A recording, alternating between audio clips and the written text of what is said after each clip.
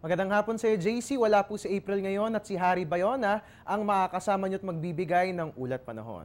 Good news dahil walang anumang bagyo o sama ng panahon na umiiral sa Philippine Area of Responsibility. Dalawang weather systems po ang nasa bansa po natin. Una, ang Northeast Monsoon Hanging Amihan, dyan po yan sa Hilagang Luzon. At pangalawa, ang trough ng Low Pressure Area o LPA, dyan po yan sa Mindanao. Refresher course lang po tayo, no? Dyan po sa dalawang weather systems na umiiral sa atin. Ang Northeast Monsoon ay ang cold and dry air mula po sa Siberia at yan nga po yung nagdadala ng maninipis na kaulapan.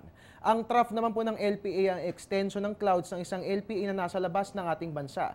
Itong ang LPA na ito ay part ng ITCZ, dyan po yan sa equator. Nakikita nga po natin, no? Ito pong satellite imagery po natin mula po yan sa Japan Meteorological Agency. Nakikita nga po natin, dito po sa equator, marami pong kaulapan at nandyan nga po nanggagaling yung trough ng low pressure area natin. Bagaman na nag-extend po yan sa ating bansa, no? Wala namang dapat alalahanin dahil ayon kay Pag-asa weather forecaster Joy Figurason, hindi naman inaasang magiging bagyong nasabing LPA at hindi natin inaasang papasok ito ng ating bansa.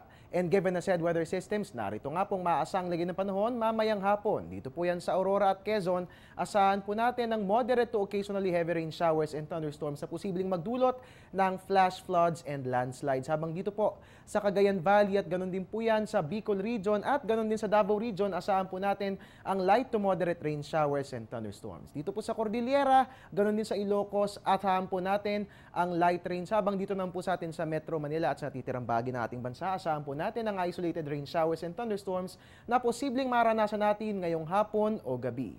At yan nga po nga asang lagay ng panahon sa mga susunod na oras. Magbabalik po ang ating ulat panahon makalipas ang isang paalala. Teng, ang package. Ma'am, sabi ng Air 21 on the road na.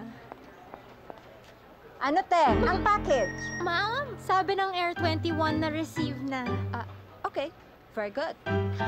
Basta padala, sagot ka ng Air 21. May real-time delivery updates via text para worry-free ka. Teng, ang package, napadala mo na? Yes, ma'am, sa Air 21. Sa Air 21, sagot ko, padala mo.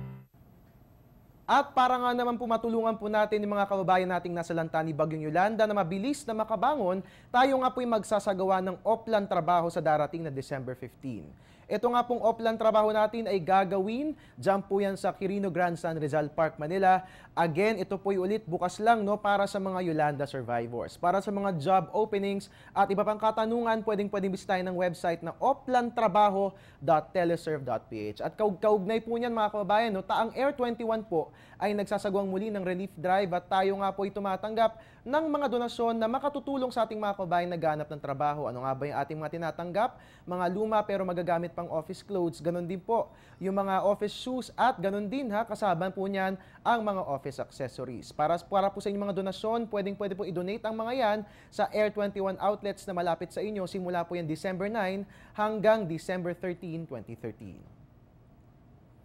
At yan po muna ang latest mula rito sa Pag-asa DOST. Para mag-update tayo palagi sa lagi ng ating weather, please like our Facebook page, Panahon.tv, or you can also follow us on Twitter at Panahon TV. And of course, welcome lahat sa ating website. It's www.panahon.tv.